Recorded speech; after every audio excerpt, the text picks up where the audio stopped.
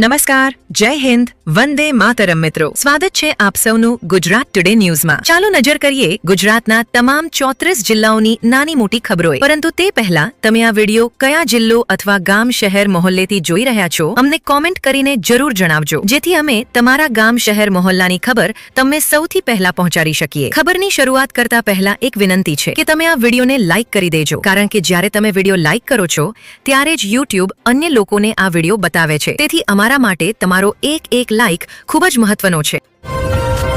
સુરતના ચંદ્રશેખર આઝાદ ઓવરબ્રિજ પર એક અકસ્માતમાં પિતા અને દીકરીનું મોત થયું છે. પુલ પરથી પસાર થતી વખતે દંપતી અને દીકરી પુલની નીચે પડી ગયા હતા. સંતુલન બગડવાના કારણે બાઇક ડિવાઈડર સાથે અથડાઈ હતી. માતાને ગંભીર હાલતમાં સારવાર માટે હોસ્પિટલ લઈ જવામાં આવી છે. પરિવાર સૈયદપુરા વિસ્તારમાં રહે છે અને આભૂષણનું કામ કરે છે. આ ઘટના સાંજે કતરગામ દરવાજાથી રાંદેર તરફ આવતી વખતે બની હતી. બનાસકાંઠા જિલ્લાના પાલનપુર તાલુકાના ભાગલ ગામમાં પતંગ ઉડાવતા સમયે એક યુવક છત પરથી પડી ગયો. પતંગ ઉડાવતા યુવક પડી જવાથી તેને ગંભીર ઈજાઓ પહોંચી. તેના બંને પગ તૂટી ગયા. તાત્કાલિક સર્જરી કરવાની જરૂર પડી.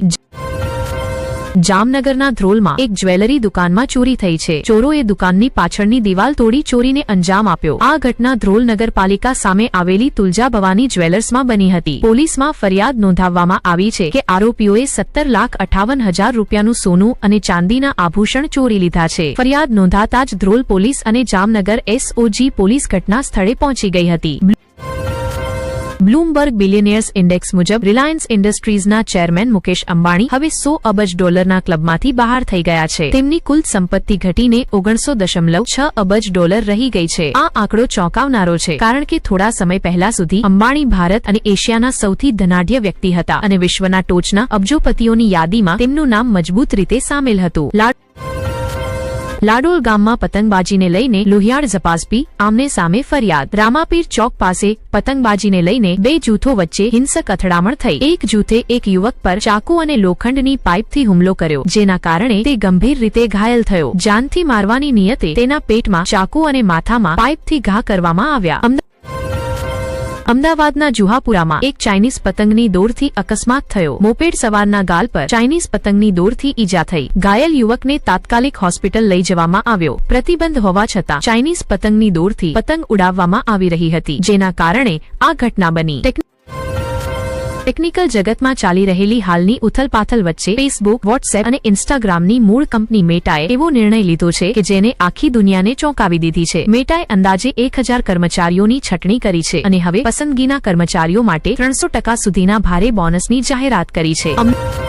અમદાવાદના નરોડામાં પોલીસ પર પથ્થરમારો કરનાર મુખ્ય આરોપી સહિત 2 લોકોની ધરપકડ કરવામાં આવી છે. પોલીસે આરોપી અનિલ ઉર્ફે કાળી સોલંકીને ધરપકડ કર્યો છે. અનિલ પર નાસ્તો વહેંચવાનો અને પરિબક્ષાધિનિયમ હેઠળ પોલીસના કામમાં અડચણ ઊભી કરવાનો કેસ નોંધવામાં આવ્યો છે. અનિલ કાળી સામે 18થી વધુ કેસ નોંધાયેલા છે અને તેને 3 વખત સજા પણ થઈ ચૂકી છે.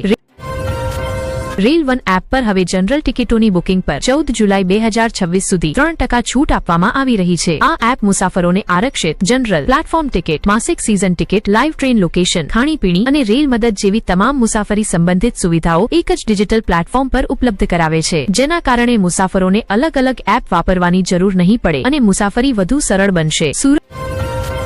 સુરત શહેરના વેસુના લાલ ઘોડા વિસ્તારમાં પતંગની દોર સાથે અથડાવાના કારણે એક મોપેડ ચાલકનું મોત થયું છે. આ અકસ્માત પતંગની દોરના કારણે થયો. અકસ્માતમાં 23 વર્ષીય યુવકનું જીવ ગુમાયું. મોપેડ ચલાવતા સમયે પતંગની દોર સાથે અથડાવાના કારણે આ દુર્ઘટના બની. અકસ્માત બાદ યુવકને સારવાર માટે હોસ્પિટલ લઈ જવામાં આવ્યો, પરંતુ ત્યાં પહોંચતા પહેલા જ તેનું મોત થઈ ગયું. સ્વિગી, બ્લિંકિટ અને ઝેપ્ટો જેવી ક્વિક કોમર્સ કંપનીઓએ હડતાલ અને સરકારી દખલ બાદ 10 મિનિટ ડિલિવરી ટેગલાઇન હટાવી દીધી છે. જો કે નિષ્ણાતોનું માનવું છે કે આ પગલું માત્ર દેખાવ પૂરતું છે અને જમીન સ્તર પર બહુ ઓછો ફેરફાર આવ્યો છે. કંપનીઓનો મુખ્ય પ્રસ્તાવ હજુ પણ ઝડપ અને સુવિધા પર આધારિત છે અને ઝડપી ડિલિવરી સેવાઓ ચાલુ છે. આનંદા ડેરી પર આવકવેરા વિભાગે હાપુડના પિલખુવા અને બુલંદશહેરના સ્યાના સહિત 3 સ્થળોએ મોટી કાર્યવાહી કરી છે. આશરે 40 અધિકારીઓની ટીમે ડેરી પરિસરમાં દસ્તાવેજો અને નાણાકીય લેવડ દેવડની ઊંડાણપૂર્વક તપાસ શરૂ કરી છે. આ કાર્યવાહી આવકવેરા સંબંધિત મુદ્દાઓ અને સંભવિત અનિયમિતતાઓની તપાસ હેઠળ કરવામાં આવી રહી છે. હાલ કોઈ સત્તાવાર નિવેદન બહાર પાડવામાં આવ્યું નથી, પરંતુ તપાસ મોડી સાંજ સુધી ચાલવાની સંભાવના છે. જસદણ પંથકના અટકોટમાં એક બાળકી સાથે બળાત્કારના આરોપીને આજે સજા સંભળાવવામાં આવશે. અદાલતે આરોપી રામસિંહને દોષી ઠેરવ્યો છે. આરોપીએ 7 વર્ષીય બાળકી સાથે બળાત્કાર કરી તેના ગુપ્તાંગોમાં ગંભીર ઇજાઓ પહોંચાડી હતી. પોલીસ પંચનામા દરમિયાન આરોપી રામસિંહ ભાગવાની કોશિશ કરી રહ્યો હતો. ત્યારબાદ પોલીસે તેના પગમાં ગોળી મારી હતી. આ કેસમાં પોલીસે માત્ર 10 દિવસમાં ચાર્જશીટ દાખલ કરી હતી. મિડલ ઇસ્ટમાં વધતા તણાવ વચ્ચે અમેરિકાએ ઈરાનની ધમકીઓને પગલે તેના કેટલાક સૈન્ય ઠેકાણાઓમાંથી સૈનિકોને હટાવવાનું શરૂ કર્યું છે. કતરના અલ ઉદૈદ એરબેઝ પરથી પણ કર્મચારીઓને બહાર નીકળવાની સલાહ આપવામાં આવી છે. અમેરિકન અધિકારીઓએ આને સાવચેતીરૂપ પગલું જણાવ્યું છે. ઈરાને ચેતવણી આપી હતી કે હુમલાની સ્થિતિમાં તે અમેરિકન ઠેકાણાઓને નિશાન બનાવશે. આ પગલું ઈરાનમાં ચાલી રહેલા વિરોધ પ્રદર્શન અને અમેરિકન હસ્તક્ષેપની અટકળો વચ્ચે લેવામાં આવ્યું છે.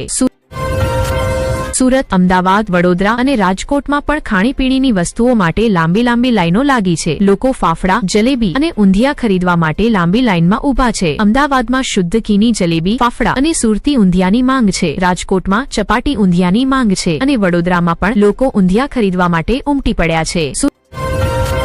સુરત શહેરના મોટા વરાછા વિસ્તારમાં ઉત્તરાયણની મોડી રાત્રે AR મોલ પાસે પેટ્રોલ પંપથી માત્ર 20 ફૂટ દૂર એક ટીનની શેડમાં અચાનક આગ લાગી, જેના કારણે અફરાતફરી મચી ગઈ. ફાયર બ્રિગેડના કર્મચારીઓ ઘટના સ્થળે પહોંચ્યા અને તાત્કાલિક પાણી છાંટીને આગ પર કાબુ મેળવી લીધો. ટાયર દુકાન અને રમકડાની દુકાન સહિત કુલ 4 દુકાનો આગમાં બળી ખાખ થઈ ગઈ. જોકે આ ઘટનામાં કોઈ જાનહાનિની ખબર નથી.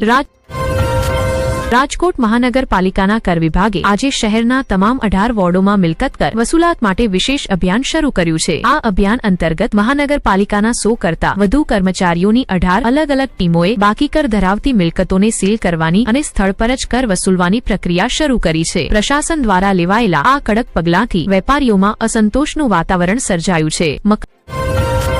મકર સંક્રાંતિ ગુરુવારે પણ દેશના અનેક ભાગોમાં ઉજવાઈ રહી છે. સંક્રાંતિના અવસર પર આજે સવારે લાખો લોકોએ ગંગા, યમુના અને નર્મદા જેવી મુખ્ય નદીઓના કિનારે સ્નાન કર્યું છે. પ્રયાગરાજ માઘ મેળામાં આજે મકર સંક્રાંતિનું સ્નાન ઉત્સવ છે. બપોરે 12 વાગ્યા સુધી 54 લાખ શ્રદ્ધાળુઓએ સંગમમાં સ્નાન કર્યું છે. અંદાજ છે કે આજે આશરે 1.5 કરોડ શ્રદ્ધાળુઓ એકત્રિત થશે.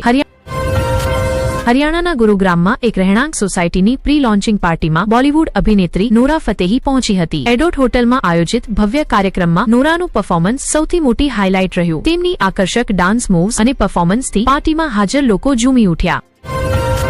મહારાષ્ટ્રના 29 મહાનગરપાલિકાઓમાં આજે મતદાન થઈ રહ્યું છે. સવારે 7 વાગ્યે 30 મિનિટથી મતદાન શરૂ થયું છે, જે સાંજે 5 વાગ્યે 30 મિનિટ સુધી ચાલશે. શુક્રવારે પરિણામ જાહેર થશે. મતદાન શરૂ થયા બાદ સોશિયલ મીડિયામાં ઘણા લોકોએ દાવો કર્યો કે આંગળીઓ પર લગાવેલી ન મટતી શાહી એસિટોન નામનું કેમિકલ લગાવવાથી મટી રહી છે. મહારાષ્ટ્ર નવનિર્માણ સેના પ્રમુખ રાજ ઠાકરેએ પણ મતદાન કર્યા બાદ આ દાવો કર્યો હતો. તેમણે કહ્યું કે સરકાર સત્તામાં ટકી રહેવા માટે કંઈ પણ કરી શકે છે.